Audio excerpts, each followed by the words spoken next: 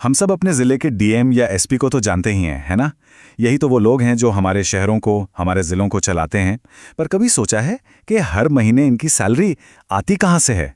क्या दिल्ली से आती है या फिर हमारे राज्य की जो राजधानी है वहाँ से? चलिए आज इसी सवाल का जवाब ढूंढते हैं। तो सवाल को और साफ कर लेते हैं।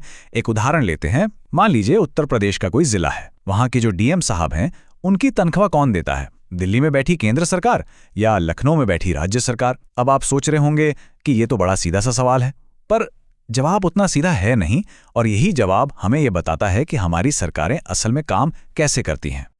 अच्छा, तो सबसे पहले इसका जो सबसे सीधा जवाब है वो जान लेते हैं। एक लाइन में जवाब है राज्य सरकार। जी हाँ, एक डीएम को उनकी तनख्वाह वही राज्य सरकार देती है जिस राज्य में वो तैनात हैं। लेकिन कहानी यहीं खत्म नहीं होती। जवाब तो बड़ा सिंपल है, पर इसके पीछे जो पूरा का पूरा सिस्टम काम करता है ना, वो भारत के अनोखे फेडरल स्ट्रक्चर का, यानी केंद्र और राज्यों के बीच के रिश्ते का एक बेहतरीन उदाहरण है। तो इसको समझने का एक बहुत ही आसान तरीका है। बस ये लाइन याद रखिए, केंद्र तय करता है, राज्य देता है। अब इसका क्या मतलब हुआ? चलिए इसे थोड़ा खोलकर समझते हैं। तो देखिए, यहां पर जिम्मेदारियों का बंटवारा ना बड़ा साफ सुथरा है। केंद्र सरकार का काम है सैलरी का पूरा ढांचा तैयार करना, मतलब बेसिक सैलरी कितनी होगी, अलाउंसेस कौन कौन से और कितने मिलेंगे, ये सब कुछ दिल्ली से तय होता है। और राज्य सरकार की जिम्मेदारी क्या है? उनकी जिम्मेदारी है कि जो भी सैलरी तय हुई है उसे हर महीने उस अधिकारी के बैंक अकाउंट में पहुंचा देना। पर एक मिनट, क्या एक अधिकारी हमेशा अपने ही राज्य में काम करता है? नहीं, कभी कभी उन्हें दूसरी जगह भी भेजा जाता है। सरकारी भाषा में इसे कहते हैं डेप्यूटेशन। और जैसे ही डेप्यूटेशन होता है, सैलरी का नियम भी थोड़ा बदल जाता है। तो ये डेप्यूटेशन आखिर होता क्या है? देखिए, बहुत आसान भाषा में कहें तो जब किसी आईएएस या आईपीएस ऑफिसर को कुछ समय के लिए उनके राज्य से बाहर भेजा जाता है, मान लीजिए केंद्र सरकार के किसी मंत्रालय में या किसी और डिपार्टमेंट में, तो उसे ही डेप्यूटेशन कहते हैं। डेप्यूटेशन में सैलरी का नियम तो और भी सीधा है, जो काम ले वो पैसा दे। मतलब अगर कोई ऑफिसर दिल्ली में केंद्र सरकार के लिए काम कर रहा है तो सैलरी भी केंद्र सरकार ही देगी, और अगर वो अपने ही राज्य के किसी पीएसयू यानी सरकारी कंपनी में डेप्यूटेशन पर है तो जाहिर है सैलरी राज्य सरकार देगी। बात सिंपल है, उस वक्त जो उनका बॉस है पेमेंट भी वही करेगा। चलिए अब आते हैं उस सवाल पर जिसका शायद सबको इंतजार है।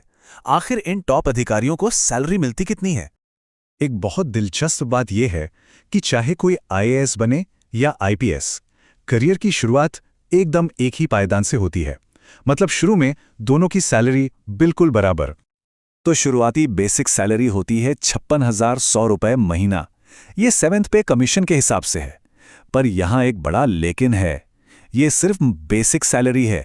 इसके ऊपर ट्रैवल अलाउंस, डीए यानी महंगाई भत्ता और हाउस रेंट अलाउंस जैसे कई और भत्ते जुड़ते हैं, और इन सबको मिलाकर जो असली सैलरी बनती है वो इससे कहीं ज्यादा होती है।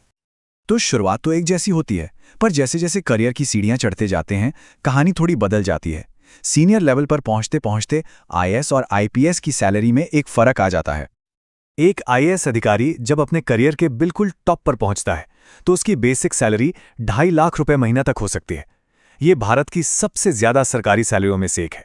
वहीं एक टॉप आईपीएस अधिकारी की अधिकतम बेसिक सैलरी 2.25 लाख रुपए महीना होती है। और ये जो फर्क है, ये कहीं ना कहीं दोनों सेवाओं की टॉप पदों की जिम्मेदारियों को भी दिखाता है। तो ये तो हो गए नियम और नंबर, पर चलिए अब एक कदम पीछे हटकर बड़ी तस्वीर देखते हैं कि आखिर इस पूरे सिस्टम का मतलब क्या है। तो निचोड़ ये है कि ये केंद्र और राज्यों के बीच एक बहुत ही सधी हुई पार्टनरशिप है, एक टीम वर्क की तरह, जहां केंद्र पूरा सिस्टम डिजाइन करता है और राज्य उसे जमीनी स्तर पर, रोजमर्रा के स्तर पर मैनेज करता है। और ये पूरी व्यवस्था हमें एक बहुत बड़े सवाल पर सोचने के लिए मजबूर करती है कि ये जो साझा वित्तीय जिम्मेदारी है, जहां देश के टॉप अधिकारियों की सैलरी केंद्र और राज्य मिलकर संभालते हैं, ये भारत के फेडरल सिस्टम में पावर के बैलेंस के बारे में क्या बताता है? इस पर आपकी क्या राय है? कमेंट्स में जरूर बताइएगा।